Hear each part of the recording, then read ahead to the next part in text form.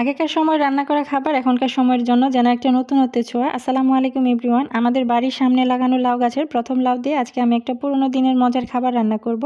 রান্নাটা হলো গরুর মাংস দিয়ে। তখনকার সময়ের মানুষেরা গরুর মাংস দিয়ে প্রায় সব ধরনের সবজি রান্না করে খেত, আর এখনকার সময়ে আমরা যখন শুনি বা দেখি তখন অনেকটাই অবাক হয়ে যায়। দুটো লাউ একসাথে রান্নার উপযোগী হয়ে গেছে, এজন্য দুটোকেই রান্না করব। লাউগুলো খুবই কচি ছিল, টাটকা সবজি গাছ থেকে নিয়ে সাথে সাথে রান্না করার মজাই আলাদা। লাউগুলো কেটে নিয়ে অফ ক্যামেরায় ধুয়ে এবারে রান্না শুরু করলাম। কড়াইয়ের মধ্যে তেল দিয়ে গোটা গরম মশলা দিয়ে দিলাম, কিছু পেঁয়াজ কুচি দিয়ে বাদামি করে ভেজে নিয়ে তাতে দিয়ে দিলাম পেঁয়াজ বাটা, রসুন বাটা, আদা বাটা দিয়ে আরো কিছুক্ষণ ভেজে নেব এর কাঁচা গন্ধ চলে যাওয়া পর্যন্ত। মশলা থেকে সুন্দর একটা ঘ্রাণ চলে আসলে সামান্য পানি দিয়ে তাতে হলুদ গুঁড়ো, মরিচের গুঁড়ো, জিরা গুঁড়ো আর ধনিয়া গুঁড়ো, সামান্য গরম মশলার গুঁড়ো দিয়ে স্বাদ মতো লবণ দিয়ে ভালো করে মিশিয়ে আরো একটু পানি দিয়ে দিলাম মশলাটাকে ভালো করে কষানোর জন্য। মশলা কষানো হয়ে গেলে গরুর মাংস দিয়ে আরো কিছুক্ষণ কষিয়ে নিব। এরপরও গরম পানি দিয়ে মাংসটাকে সেদ্ধ করে নিয়ে কেটে রাখা লাউগুলো দিয়ে দিব। লাউ দেওয়ার পর ঢাকনা খুলে কিছুক্ষণ পর পর নাড়িয়ে দিলেই হবে। লাউ থেকে প্রচুর পরিমাণ পানি বের হবে, ওই পানিতে লাউ সেদ্ধ হয়ে যাবে আর লাউটা মাখো মাখো হয়ে যাবে। লাউ রান্না করেছি রাতের খাবারের জন্য, রান্না করতে করতে সন্ধে হয়ে গেছে আর আমার লাউটাও রান্না হয়ে গেছে। আজকে এই পর্যন্ত, দেখা হবে পরবর্তী ভিডিওতে। সবাই ভালো থাকবেন, আল্লাহ হাফিজ।